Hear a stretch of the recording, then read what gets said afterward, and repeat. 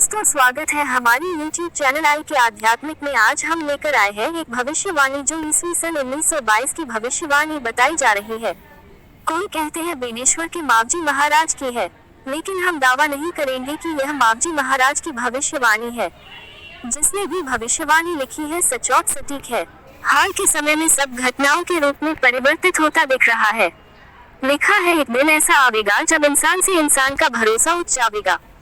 यानी एक समय ऐसा आएगा मानव का मानव पर भरोसा नहीं रहेगा। जब पड़ोसी राजा कोई नया रोग फैलावेगा, जब फैला रोग लाशों की ढेरी लगावेगा। यानी हमारा पड़ोसी राजा कोरोना जैसा रोग फैला चुका है और हम देख चुके हैं कि उस रोग ने लाशों की ढेर लगा दी थी। स्मशान में जगह नहीं मिलती थी। फिर दूर मुल्क का कोई राजा बड़ी जंग चलावेगा। दूर देश यानी रूस के राष्ट्रपति की बड़ी जंग आज भी चालू है। कई साल चली जंग के बाद जब अचानक वो तबाही का अस्त्र चलावेगा। कई वर्षों बाद जंग चलने के बाद तबाही का अस्त्र यानी हो सकता है परमाणु अस्त्र चला देवे। फिर कोई नहीं बचेगा मुर्दा उठावन लाए इस धरती पर ऐसा मंजर चलावेगा। फिर कोई नहीं बचेगा लाश उठाने के लिए, ऐसा मंजर बनेगा। फिर द्वापर त्रेता से भी बड़ा युग परिवर्तन आवेगा। फिर बाद में द्वापर युग और त्रेता युग से भी बड़ा युग परिवर्तन होगा। घोर कलियुग के बीच एक संत सतयुग का दौर लावेगा। घोर कलियुग में एक संत सतयुग का दौर लगेगा। दोस्तों, कलियुग के माहौल में सतयुग लाना कोई साधारण बात नहीं हो सकती। इसलिए यहाँ पर कहा होगा द्वापर त्रेता से भी बड़ा युग परिवर्तन आएगा। जब हाथ में हाथ खावेगा नारी का जीवन मुश्किल हो जाएगा। बच्चे ने राक्षस घर से अन्न उठावेगा।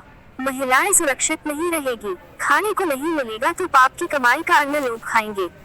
राजा इंसानों का दोषी बन जाएगा। सत्ता पर बैठे लोग इंसानों से अन्याय करेंगे।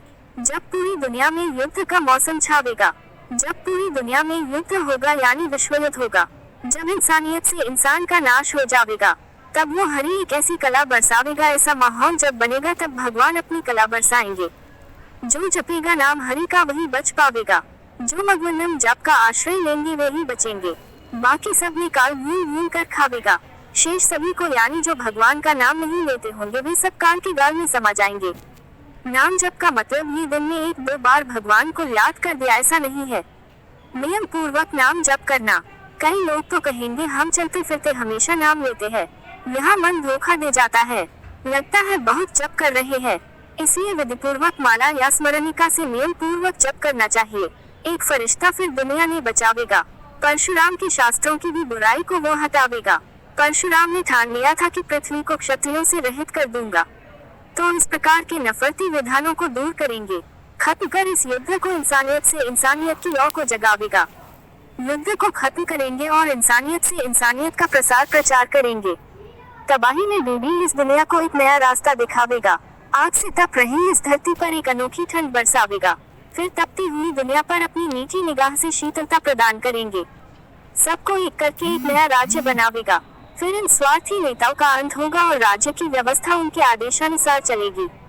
खुद भगवान इस धरती पर धरती रक्षक बनकर आवेगा। ना समझ दुनिया उस हरि पर भी झूठा दोष लगावेगी। जब खुद भगवान इस धरती पर धरती की रक्षा हेतु अवतार शरण करेंगे तब न समझ दुनिया उन पर झूठा मिथ्या दोष लगाएंगे।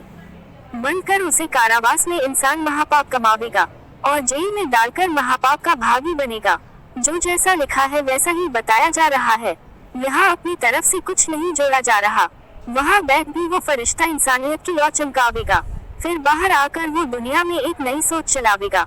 जब तबाही का मंजर आवेगा तब हरि का नाम ही तने बचावेगा। जब तबाही का मंजर आएगा तब हरि का नाम लेने से ही रक्षा होगी।